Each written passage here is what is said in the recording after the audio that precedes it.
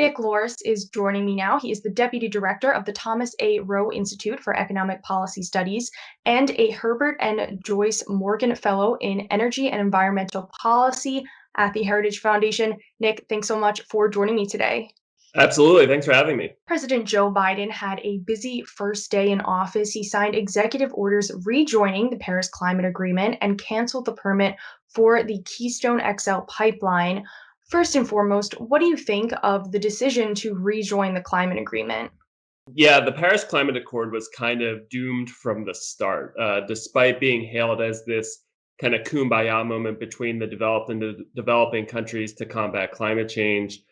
Really, what it's set up to do is impose significant costs on American families and businesses, while giving a lot of other emitters, primarily, the Chinas and the Indias and the Brazils of the world, a free pass well into the future. So, in terms of looking just at the kind of cost benefit analysis of what Paris does, it would impose huge costs on American families and consumers and businesses in terms of higher energy prices and really be devoid of any meaningful climate benefit. Now, last time you were on, we had discussed your report on Joe Biden's energy and environment platform, and you had mentioned how his stance on fracking was a bit all over the place.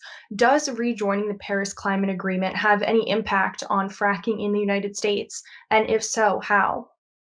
Yeah, so what's going to happen next is the administration will set what are known as nationally determined contributions. And that's effectively what the administration is going to do to get to emissions reduction targets as part of their Paris climate pledge. And while that won't be a full stop ban on fracking, the Biden administration has talked about prohibiting new oil and gas leases on federal lands. So that would be a huge detriment to our states out west, where a lot of the land is owned by the federal government, and energy has been booming out there for quite some time. Not to mention the revenue that comes from that production goes into the schools and into the counties where that energy production takes place. So it's going to be that, as well as a whole host of new regulations on the industry. So while you don't see that full ban on fracking, especially because a lot of it takes place on private lands, you will see new climate regulations on the oil and gas industry. You're going to see more stringent regulations on power plants.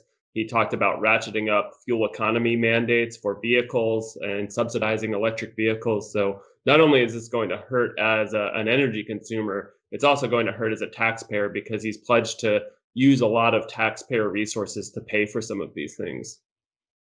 Now, I just do want to note that the United States is the second largest producer of carbon dioxide emissions in the world, just after China and just before India. If rejoining the Paris Climate Agreement isn't the way to lower the country's carbon footprint, what is the most productive way to do that? Yeah, we've seen tremendous strides in terms of innovation and economic growth and emissions reductions all at the same time through market forces. And since the Biden administration is going to join Paris inevitably, uh, we should focus on what can drive emissions reductions and economic progress together moving forward, not just for the United States, but for the rest of the world as well. And so if you look at market forces, and the natural gas boom driving emissions down in the power sector. The declining cost of renewables is a great thing, though they shouldn't be subsidized, but neither should any energy source. There's a lot of promising nuclear energy technologies that are out there. So, the more we can develop those resources and lower the cost in a way that it makes those resources and technologies economically available to other developing countries, so they choose to develop those resources and choose to buy those technologies and install nuclear power plants or renewable technologies or frack themselves, whatever the case may be, the more we can make that economically attractive to developing countries, the more they're going to pursue that because it's in their own self interest.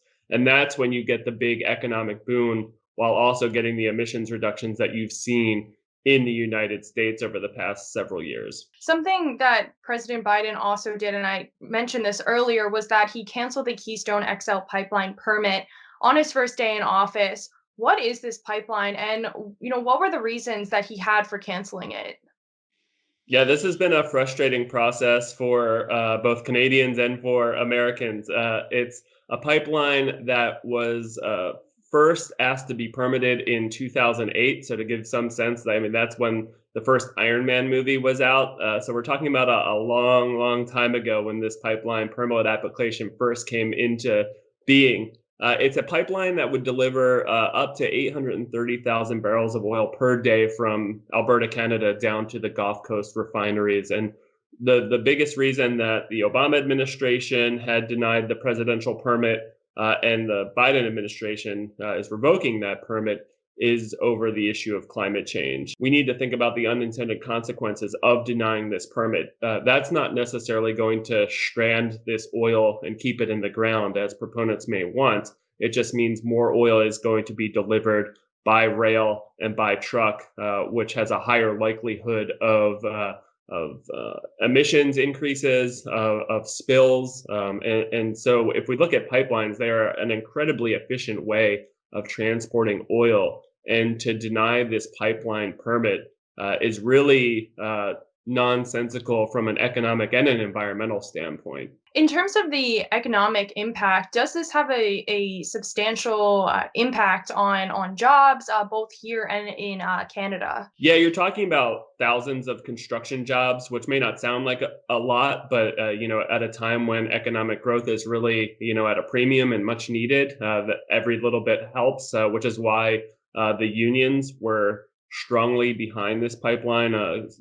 Specifically the pipe fitters union and Trans Canada, now TC Energy. The company building the pipeline had promised to use union labor to build the pipeline. And so there's jobs that are certainly going to be lost. It also increases work for our refiners and gets more oil to the market, which is going to lower the price. And so that benefits consumers and businesses too. And you also had groups like the First Nations, the Indigenous people in Canada, investing in this pipeline, around 787 million US dollars invested in this pipeline. And so they could stand to lose out as well. Well, Nick Loris, as always, it's great to have you on, and I look forward to having you back on as the Biden administration continues to work for their energy and environment platform. So thank you so much for joining me today. You bet. Thanks again for having me.